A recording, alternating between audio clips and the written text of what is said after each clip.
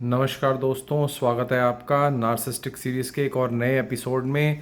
मेरा नाम है राजीव, ये है राजीव कोचर लाइफ मंत्रा।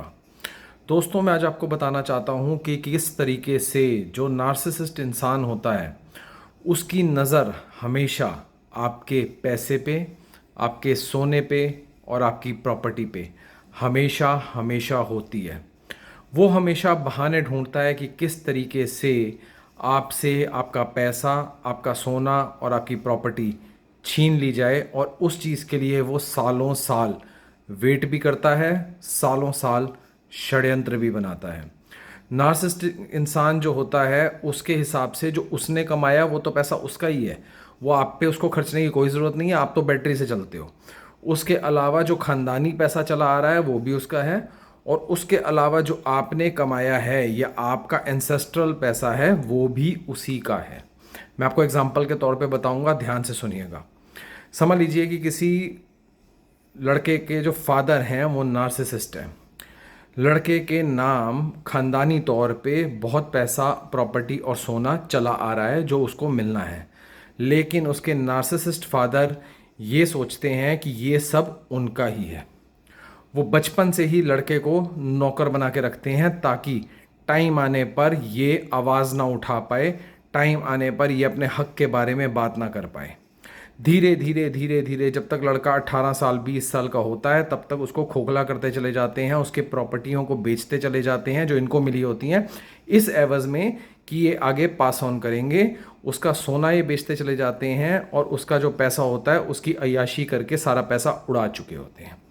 एग्जाम्पल नंबर 2, जब बहू अपने ससुराल चली जाती है तो सास, ससुर और पति जो नार्सिसिस्ट हैं और ननंद, इनका टारगेट ये होता है, पहले वो बहू को हर तरीके से तोल लेते हैं कि इसके अगर ये काम करती थी तो इसके बैंक में कितना कैश है, अगर इसके फादर ने इसके नाम पे एफडी बनाई है वो कितने की है, गोल्ड कितना आया है, या इसके नाम पे पीछे कौन सी प्रॉपर्टी है। फिर घर में एक ऑस्कर विनिंग ड्रामा शुरू होता है जो सास, ससुर, ननंद और पति मिलके करते हैं कि बहू को ऐसा दिखाना कि घर में ऐसी आपदा आ गई है कि तुमको तो अपना ये सोना बेचना पड़ जाएगा, तुम हमें वो जो तुम्हारी एफडी बनी है वो तोड़ लो, या वो फलानी प्रॉपर्टी उसको बेच लो।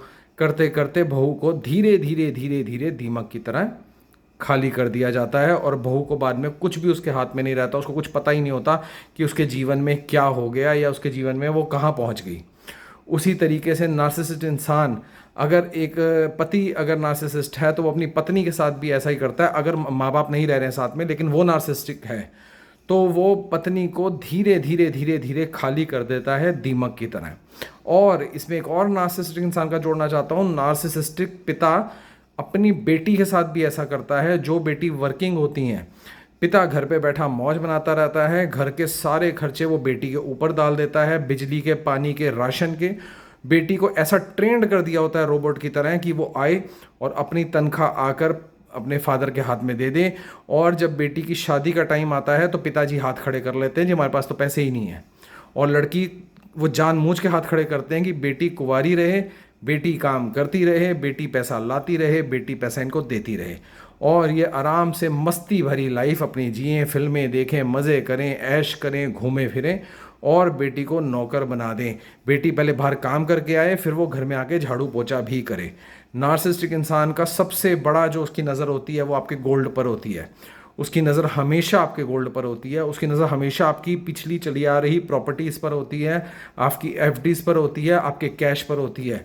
तो जब भी जो लोग भी नार्सिसिस्ट के साथ रहते हैं, और अगर उनको भगवान की कृपा से कोई ऐसा मौका मिल गया है कि उनके पास पैसा आ रहा है, तो वो उसको नार्सिसिस्ट इंसान से छुपा कर रखें और अपना बैंक बैलेंस बढ़ाएं, अपने आप को सशक्त बनाएं। क्योंकि अगर आप नार्सिसिस्टिक को बताते रहेंगे आपके पास कितना पैसा आता है क्या नहीं है, वो आपको खाता चला जाएगा, वो आपको खोखला करता चला जाएगा, और आपके पास कुछ नहीं बचेगा। सिर्फ एक उजड़े हुए जीवन के अलावा, उजड़ी हुई मतलब सब कुछ उजड़ चुका होगा, उसके अलावा आपके पास कुछ नहीं बचेगा। सिर्फ और सिर्फ नार्सिसिस्ट इंसान की ताने और गालियां बचेंगी। ध्यान रखना।